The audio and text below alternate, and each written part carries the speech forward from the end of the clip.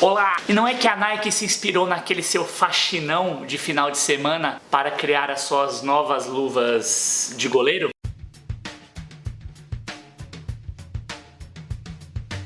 Oi, eu sou o Glauco Diógenes e esse é o Quarta-feira. Aqui eu falo sobre design, esporte, cultura pop e todo esse caldeirão maluco que rege esse nosso mundo louco para fazer hater sorrir e nerd chorar. Meus magos, finalmente a Nike deu as caras e voltou pro jogo do design dentro do esporte. Depois de um pequeno gap em que a marca americana ficou fora do circuito e vendo uma retomada de mercado por conta da Adidas e seus lançamentos disruptivos, no último dia 7 de fevereiro de 2018, se você está assistindo esse vídeo esse ano, a Nike fez um puta de um lançamento lá em Londres para apresentar a sua linha voltada especialmente para a Copa do Mundo e também a disrupção, o futuro do que seriam as tendências em matéria de materiais esportivos para daqui por diante.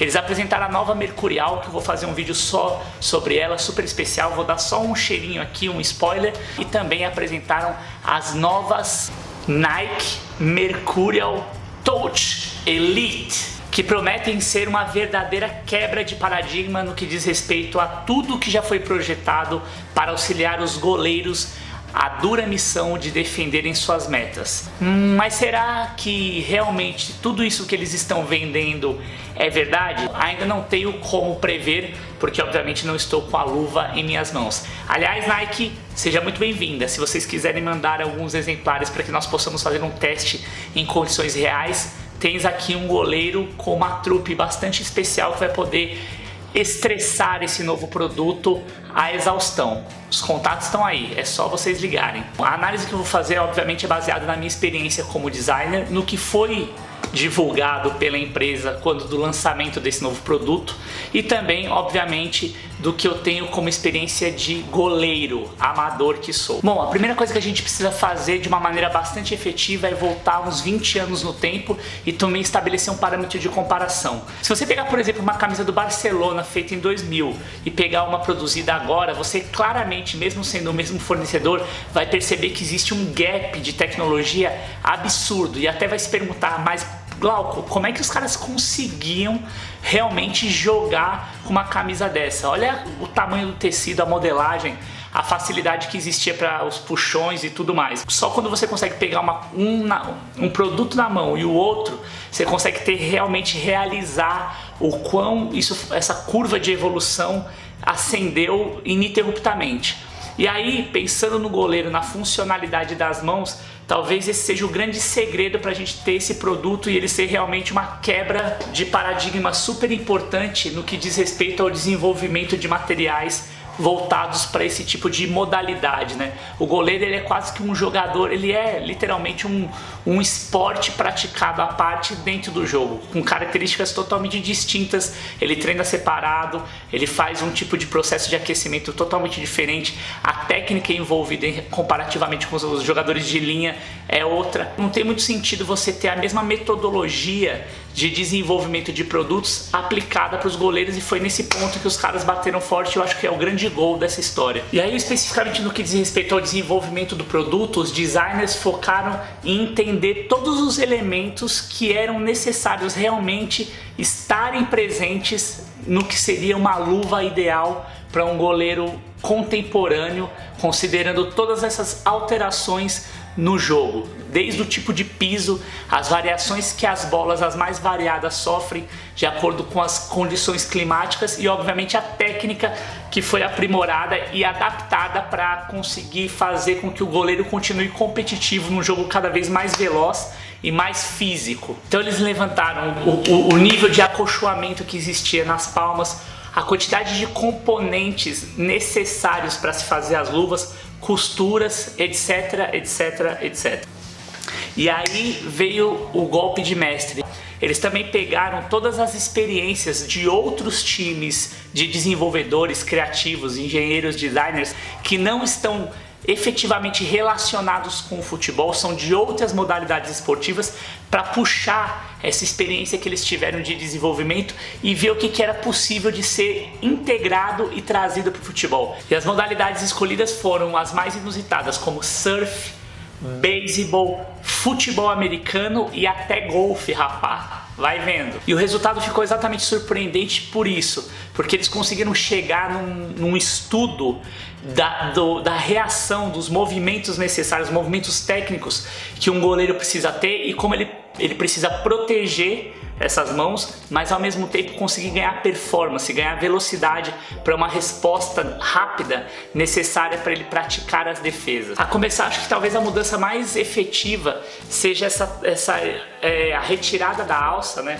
Ou seja, essas cintas que você usava para envolver a luva e você fazer a composição da luva como se ela fosse mesmo essa luva utilizada por nadadores, essa luva que a gente tem de cozinha para lavar louça ou para fazer limpeza. Você integra como que se a luva fosse uma extensão do corpo, uma segunda pele, esse punho flexível que se estende até o antebraço. Ao mesmo tempo que você consegue estabelecer a proteção de pulso que os goleiros geralmente fazem, não é raro a gente ver nos bastidores dos aquecimentos dos times, os goleiros todos, da mesma maneira que o jogador de linha faz aquela botinha de esparadrapo, o goleiro também tem todo um cuidado para proteger as articulações dos impactos, principalmente no que diz respeito à integração do punho. Por conta de tudo isso, os caras conseguiram chegar numa redução absurda de material. Eles tiraram 66%, é isso mesmo, 66% dos componentes que eram utilizados para se criar o que era considerado por todo mundo um modelo de luva mais tradicional, ou pelo menos o que são os modelos utilizados até hoje. E acho que o que fica mais drástico é você ver o dorso, né, a parte posterior da luva. A palma se assemelha muito o látex ao que é utilizado atualmente, mas o dorso ele tá limpo, né, como se fosse uma luva que a gente usa para proteger do frio, por exemplo. É quase que realmente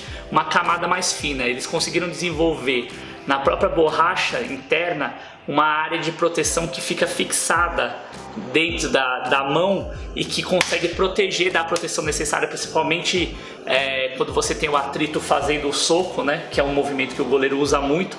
E essas achuras aqui, tanto no que diz respeito à estampa do logo quanto dos desenhos aqui das falanges dos dedos, é para gerar esse maior atrito.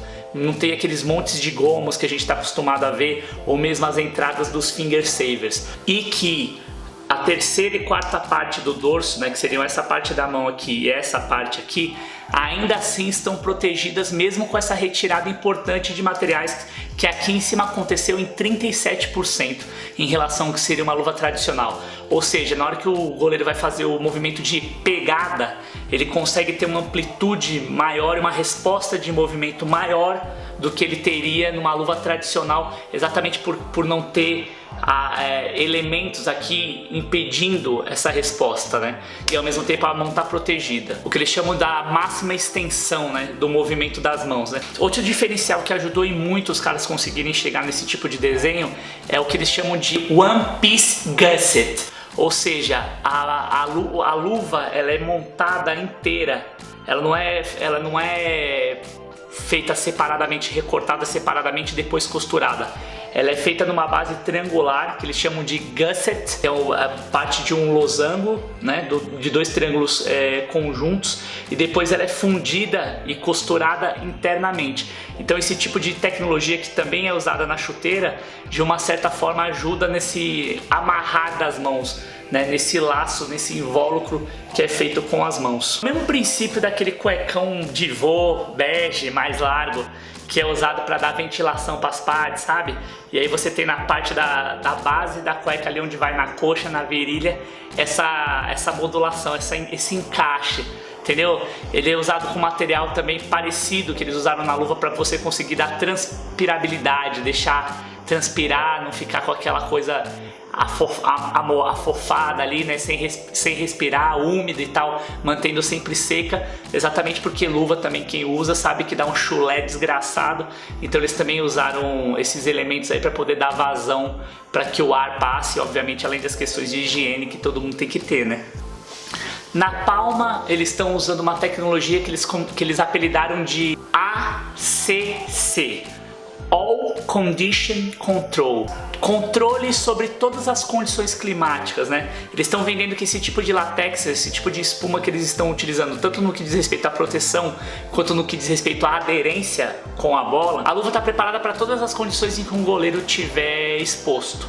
Outra coisa que eles falaram é que assim, a espuma também, além de ter toda essa questão, ela consegue dar uma melhor aderência, uma melhor grudência na bola. Isso mesmo, você vai conseguir ter a mão protegida, mas vai conseguir dar o encaixe necessário que a sua mão precisa na pelota.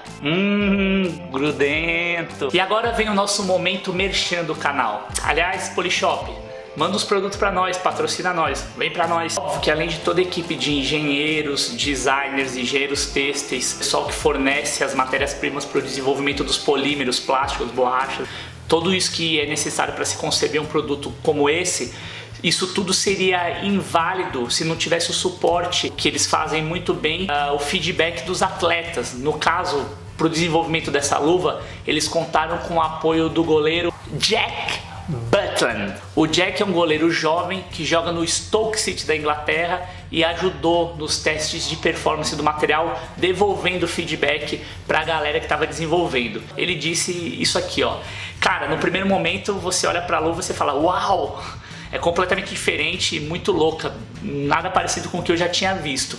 Mas realmente, quando você coloca a luva na mão, você realmente percebe que ela é diferente, que você consegue ter mais controle das suas ações, né? O ponto de contato com a bola fica muito mais claro, muito mais rápida a resposta, e com certeza é um tipo de produto que ajuda qualquer profissional a subir mais um nível, a elevar o seu nível e melhorar a sua performance. O lançamento está previsto para maio, e muito provavelmente para os jogadores terem tempo de se adaptarem a esse novo conceito para a Copa do Mundo. E Nike, manda para nós, pode ir mal, número 10, bom goleiro, já jogamos em bons campeonatos, mande pra gente testar aqui, beleza? E aí, curtiu o vídeo de hoje? Então você já sabe o que fazer. Não esquece de dar seu like, senta o dedo no joinha, mete o pé no sininho, não esquece de assinar o sininho para você receber as notificações. Toda vez que você assina as notificações, o YouTube informa que você está gostando do canal, está gostando do conteúdo que eu estou produzindo para você e vai te mandar mais vídeos, beleza? É quarta-feira, design, esporte de um jeito que ninguém soube explicar para você até hoje. Valeu!